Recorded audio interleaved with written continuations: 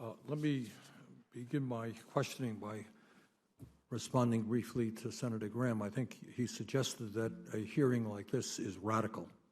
And you know what? I think he's right. In a Congress dominated by corporate lobbyists and wealthy campaign contributors, the idea that we would actually hear from the working class of this country is, in fact, radical, but I make no apologies for that. Let's begin with Mr. Smalls. Mr. Smalls, if you could, describe a little bit about the pressures that exist at Amazon when workers have decided that they want to form a union. Absolutely. Well, for one, let me just describe what the environment is. These buildings are 14 NFL football fields, 1 million square feet, some of them over 1 million square feet. Staten Island, for example, JFK 8. These workers are commuting from all 5 boroughs.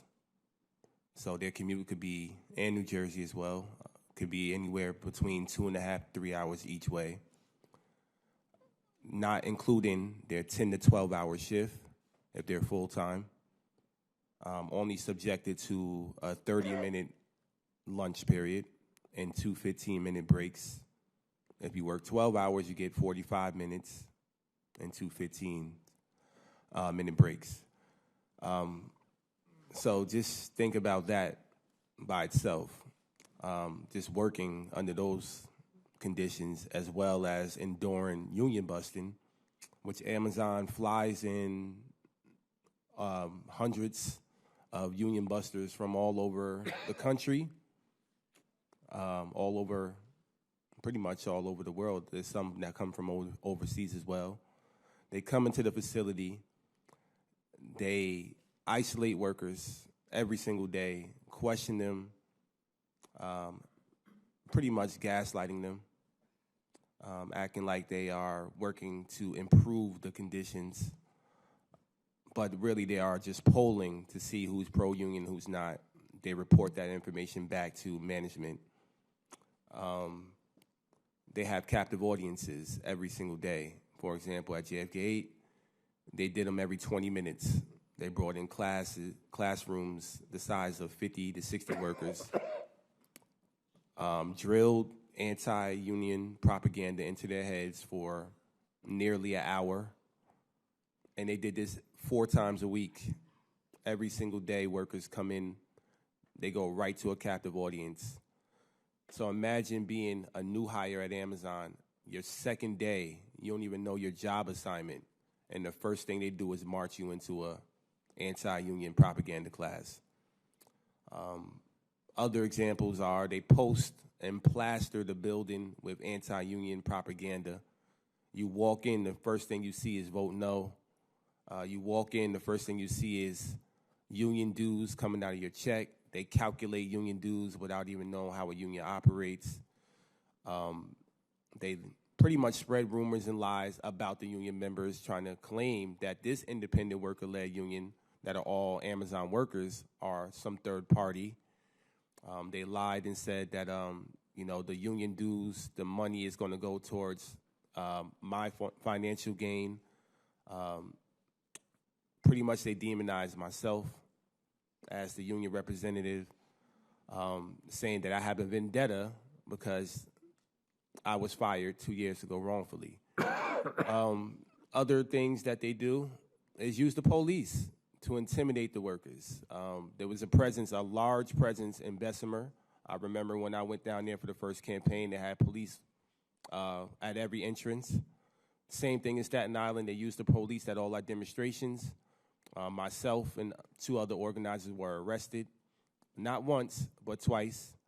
And we're still sitting here as we speak on papers because of that. Okay. Senator Graham, I'm going to take an extra 2 minutes, and I'll give you his equal amount of time. Let me ask President O'Brien, do non-union companies that pay workers low wages with no benefits and repeatedly break the law have an unfair advantage when they compete for federal contracts and subsidies with companies that obey the law and have a union contract? The answer to that question, Mr. Chairman, is absolutely.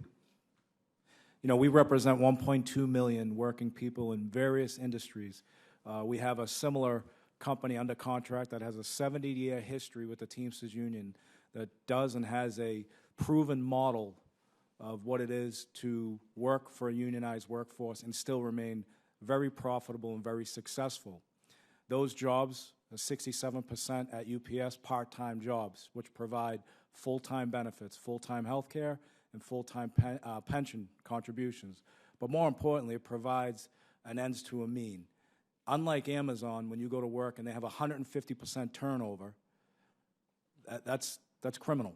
When you go to work at UPS as a part-timer, you know that at some point in time, you have a means to an end for a full-time career, delivering packages and parcels. And, you know, I think the one thing that is getting lost in this whole testimony is, you know, we're talking, and we're all entitled to our opinions, and that's the beauty about being an American. But we do have a proven model that worked. It worked through the toughest economic times when there were no vaccinations, but people needed goods and services delivered. Our Teamster members, whether it was at UPS, whether it was in the freight division, whether it was picking up rubbish or stocking and delivering essential groceries to people, we proved our worth. We proved our value. And, you know, Amazon workers should have that same ability, and or any workforce that is being taken advantage of or retaliated for their beliefs.